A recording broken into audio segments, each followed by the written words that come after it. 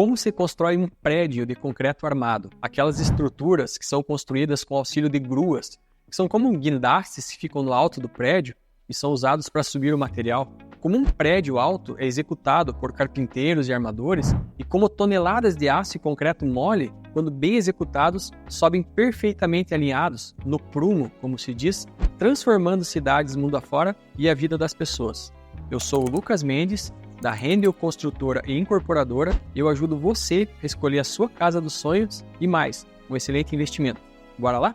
Primeiro, a grande maioria dos prédios é feita de um material chamado concreto armado. É muito provável que você esteja assistindo a esse vídeo em cima de alguma estrutura de concreto armado. Na verdade, é muito provável que você trabalhe, faça compras, more e até tenha nascido em alguma sala de algum hospital construído desse material. Concreto armado nada mais é do que a união do concreto e do aço, onde o concreto resiste bem à compressão e o aço resiste bem à tração. Essa combinação resulta de estruturas extremamente resistentes e duráveis. Mas o que é o concreto de fato? Basicamente, o concreto é uma mistura feita de 3 ingredientes principais: cimento, água e agregados, que inclui areia e pedras. Quando todos esses ingredientes são bem misturados, obtemos uma massa pastosa que pode ser moldada em diferentes formas. Uma vez moldado, o concreto começa a endurecer e esse processo é chamado de cura. Durante a cura, o concreto não apenas seca. Na verdade, o cimento continua reagindo com a água, formando cristais que interligam os agregados, areia e pedra, tornando o concreto extremamente resistente.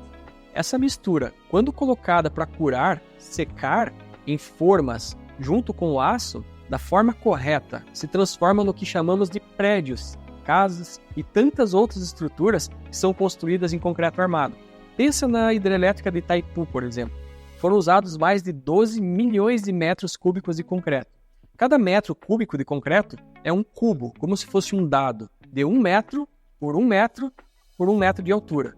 Então, olha, 12 milhões de metros cúbicos dá para construir mais ou menos 200 maracanãs, para você ter uma ideia. Talvez o concreto, ou ampliando aqui para os materiais cimentícios, estejam entre os materiais mais importantes da história da humanidade, por terem permitido a execução de moradias e infraestrutura como nunca antes da sua existência. O concreto é produzido com um controle muito preciso dos ingredientes e dos processos. Tempo, quantidade de água, mesmo a umidade da areia e da brita que serão usados na mistura precisa ser controlado. Nas concreteiras, que são as fábricas de concreto, após a mistura estar no caminhão betoneira, que é aquele caminhão cuja parte posterior tem um reservatório que fica girando para mexer o concreto, é emitido então uma nota fiscal com o horário exato daquele material e ele tem um tempo específico, geralmente 2h30, para ser consumido, para ser usado ou precisa ser descartado. Existem alguns recursos para tentar salvar uma carga e ganhar um tempo a mais, mas essencialmente é assim que funciona. Cada caminhão daqueles, quando chega em uma obra, é despejado e alguém mapeia onde foi usado. Uma pequena parte dele é usado para moldar cilindros chamados corpos de prova, que são levados para um laboratório e comprimidos até se romperem, para que um laudo ateste a resistência daquele concreto, daquele caminhão e ver se ele atende à resistência prevista em projeto. Nós aqui na empresa somos especialistas na execução de grandes obras em concreto armado. Alguns dos maiores edifícios que estão subindo aqui em Curitiba estão nas nossas mãos. Nossas equipes são formadas essencialmente por carpinteiros e armadores. O carpinteiro trabalha com madeira. É quem corta, prega, monta todas as formas de madeira que serão enchidas de concreto posteriormente.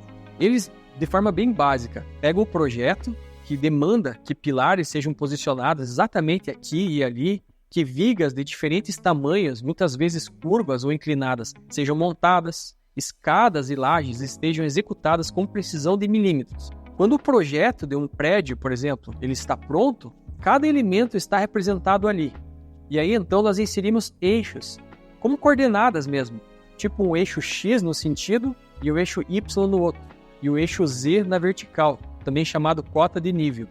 Esses eixos são demarcados fisicamente na obra e cada pilar, cada viga, cada elemento cuja forma está sendo construída como um verdadeiro molde para o concreto é posicionado exatamente respeitando a medida entre o elemento, a viga, por exemplo, e o eixo X, Y e Z.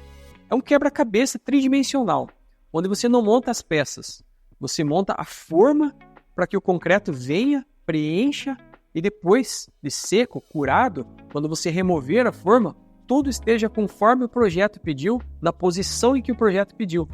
Assim, cada pavimento é construído e o próximo, até que a equipe esteja montando as últimas formas da cobertura do edifício e ele seja finalizado. Essa estrutura é um prédio. Paredes são erguidas, a elétrica, a hidráulica, revestimentos, acabamentos, esquadrias, forro e um mundo de etapas posteriores vão dando a personalidade e a funcionalidade ao edifício.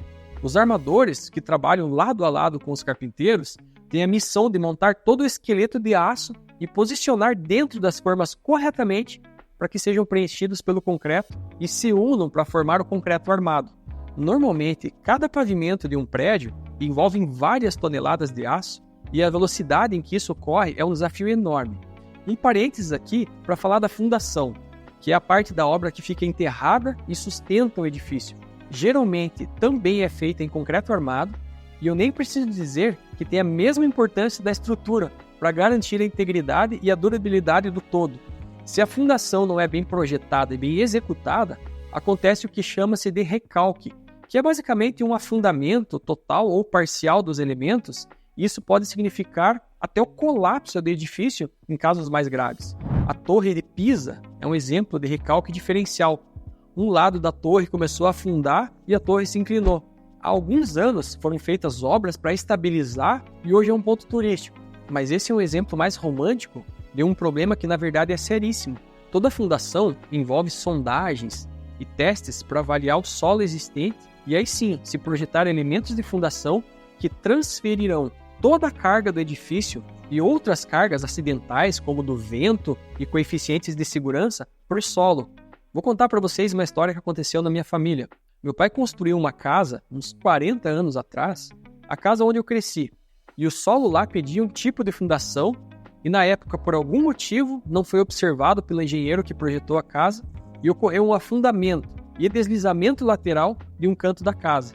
A cada 3 ou 4 anos, eu lembro do meu pai fechando as trincas com massa, pois uma parte da casa estava lentamente afundando.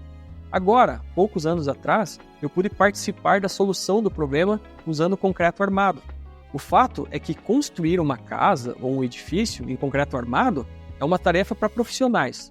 O prumo de um prédio de 30 pavimentos, que é o alinhamento do prédio de cima até embaixo, não é uma mera questão de capricho estético. Corrigir problemas pode custar caro e atrasar a obra. Os elevadores sobem e descem por espaços dentro dessas estruturas em concreto. Esse alinhamento, desde lá de baixo até o topo do edifício, é muito importante para a instalação e o bom funcionamento do mesmo. Uma laje desnivelada implica em camadas grossas de regularização e mais prejuízos. Isso sem falar no mais importante, que é a execução correta dos elementos. Nada ou quase nada em se tratando de concreto armado está lá por questões meramente estéticas.